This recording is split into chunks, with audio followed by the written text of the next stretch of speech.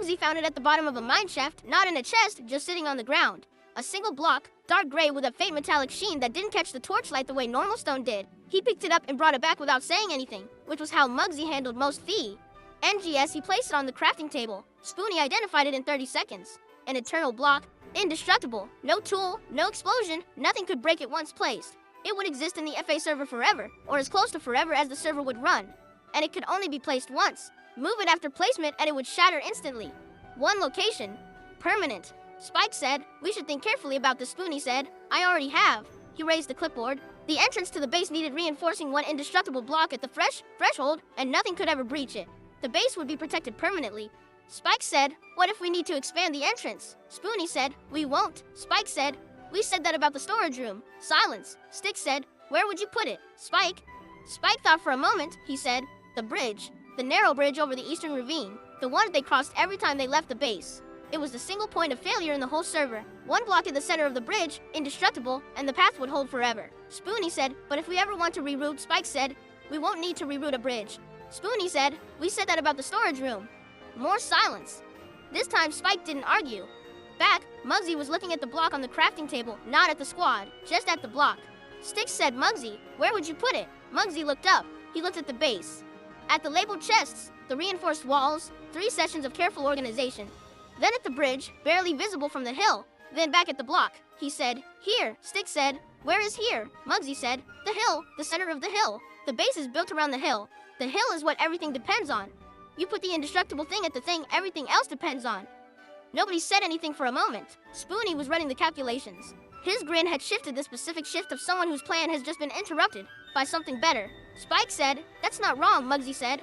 "I know." The debate continued. Spoonie came back to the entrance, not because the bridge argument had failed, but because the entrance was the most immediate threat. Spike stayed on the bridge, not because the hill argument was wrong, but because bridges failed before hills. Nobody moved to Muggsy's position, though nobody argued against it either. They went in circles for a long time. The block sat on the crafting table waiting. Eventually, Stick picked it up. He walked to the hill. He found the exact center, not the peak, the center, the geometric middle of the structure everything was built on. He placed the block there. It settled into the terrain with a sound that was slightly different from a normal block. Placement quieter, more final. The block was placed. The hill had an indestructible center now. Spoonie looked at it.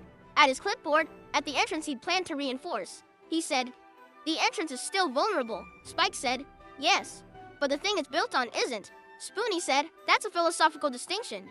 Spike said, "Most of the important ones are." Muggsy said nothing. He went back to his corner. The block was exactly where he'd suggested. He didn't say anything about it. Lumi was at the base. When Stick got back to the hill, she sat beside him. He looked at the block, barely visible now, flush with the terrain. Unremarkable, except for the faux anti-sheen that distinguished it from regular stone. A block, Stick said. "One placement? Permanent? We put it in the center of the hill.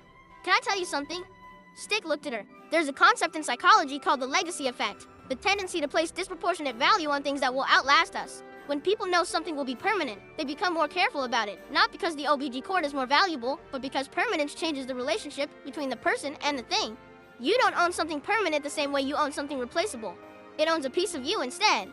Stick thought about the debate, about Spoonie's entrance and Spike's bridge and Muggsy's hill. Everyone wanted it. Somewhere different, he said.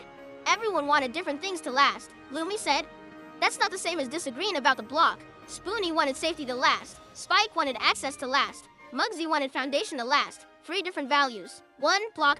Stick thought about that. About the 3 answers and what they said about the people who gave them. "What does mine say?" he said. "I put it in the hill." "You put it where Muggsy said," Lumi said. Her glow was warm.